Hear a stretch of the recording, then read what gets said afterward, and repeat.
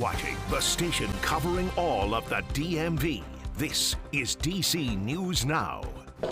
Well, good morning, and thanks for starting your Friday with us here on DC News Now. I'm Tanaya Wright. Good morning, Jim. Corey James. We'll get the latest on the roads from Shanika in just a second. Let's turn things over to Jackie for the forecast. Good morning. Yeah, good morning. Out there right now, we're starting off a bit on the colder side compared to the last couple of mornings. We're starting off most areas into the 30s. We're also seeing just a few light clouds sliding on through.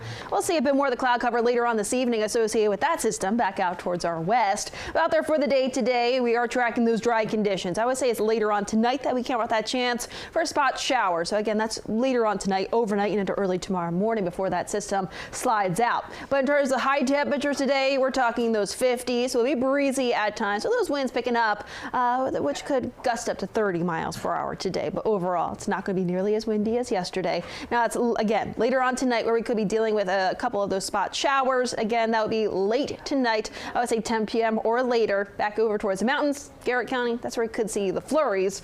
Elsewhere, though, we're talking about those light rain showers overnight tonight and into tomorrow morning. Those current temperatures, those are starting off into those 30s for much of the area. I would say lower 30s outside of the Beltway, just shy of 40 though in DC. We'll see those highs, like I mentioned, back in those 50s today. That wind not too bad right now. But I'll have more details looking towards the rest of that 7-day in just a few minutes. Shanika's back with the latest on those roadways. What are you seeing this morning? All right, top of the 7 o'clock hour. Good morning, Jackie. Things are looking okay, so I'd say.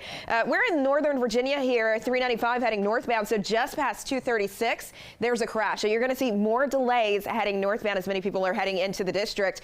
Look at that sunrise, though. Just can't get over that. Very beautiful this morning. All right, checking out the roadways, though, you are seeing some slowdowns there, and you could see some yellow spots. Not quite red yet, but it might get that way. You are seeing red, though, along 7. That is heading eastbound right near Winchester Drive. So we do have this one crash there holding you back this morning.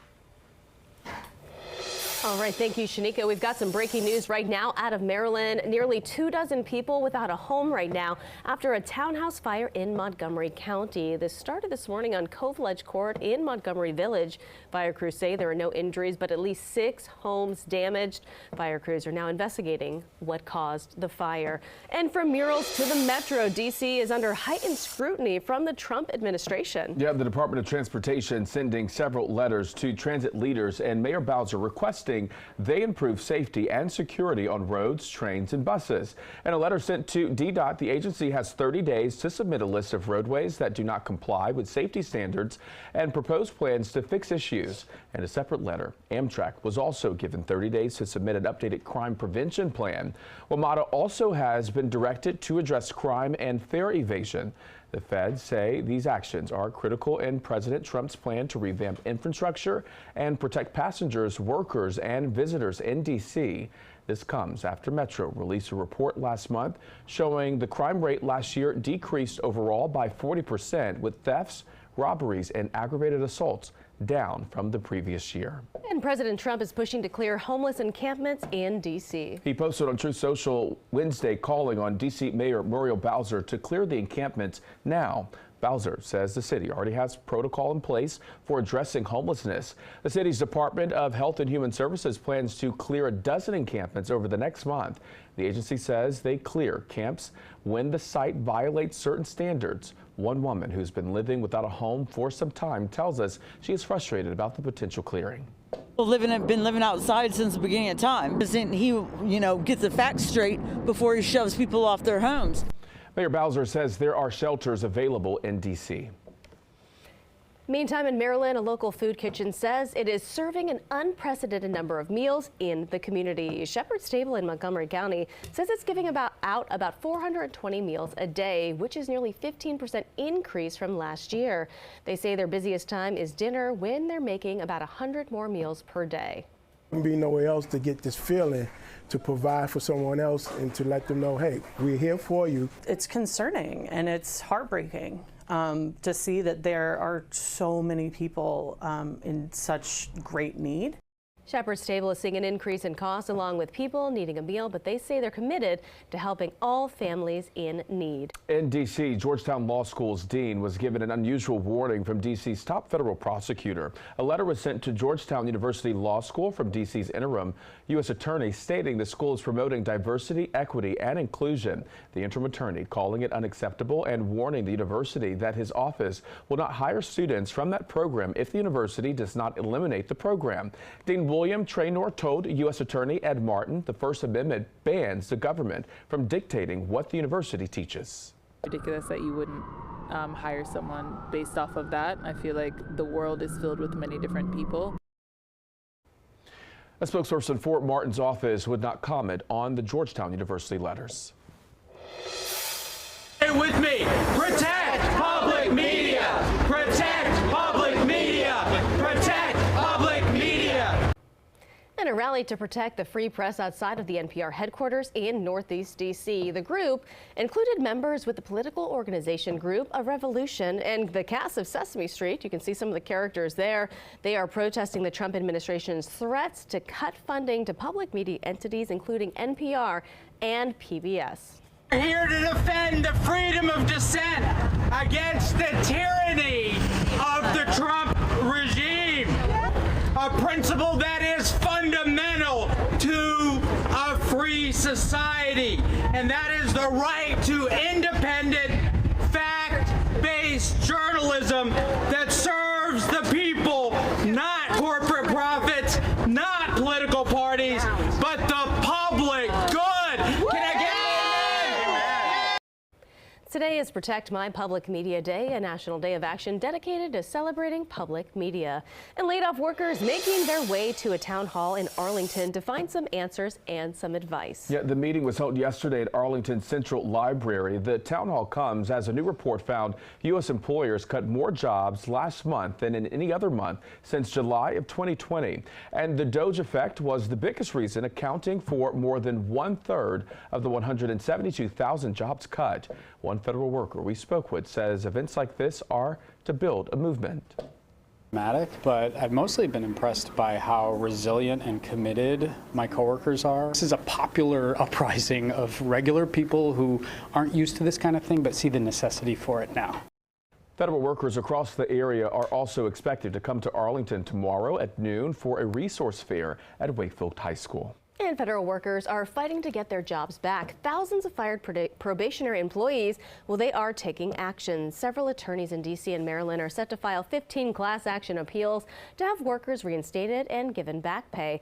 They say the mass firings are illegal, but President Trump calls Elon Musk and his Doge initiative efforts necessary to root out fraud, waste, and abuse in a bloated federal government.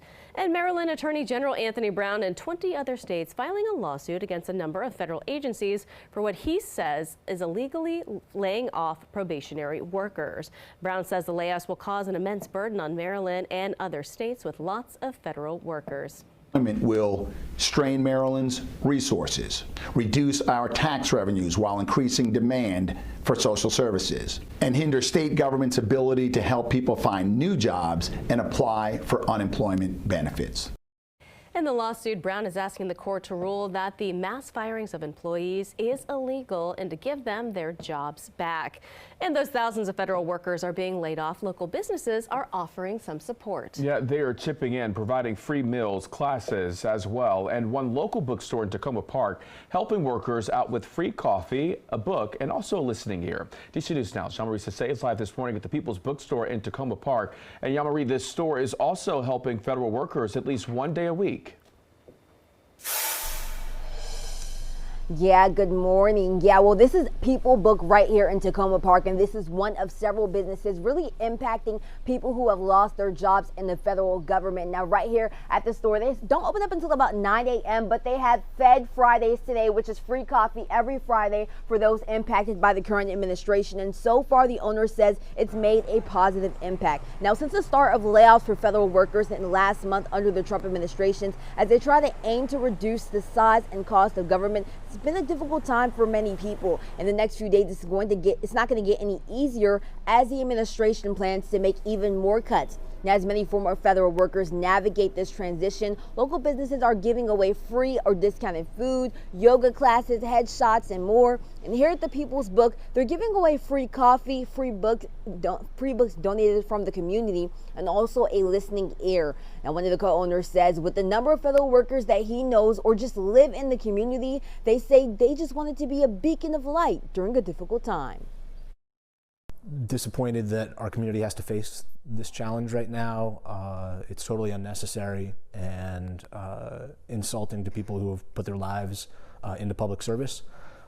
It's nice to be able to do a little bit of something for them. We'll be here to lend a sympathetic ear and maybe put you into a book that you can help sort of escape the world with. Now for a list of other businesses around the DMV area that's just giving out free perks or discounts, you can definitely find that on our website, dcnewsnow.com. For now, reporting in Maryland, I'm Yamari Sase. All right, Yamari, thank you. Time right now, 7:10. Some good news for federal workers in the DMV. All Nando's locations in D.C. are giving away signature chickens for free to federal workers for National Employee Appreciation Day. The promotion starts today at 2 p.m. Proof of employment within the last 6 months is required.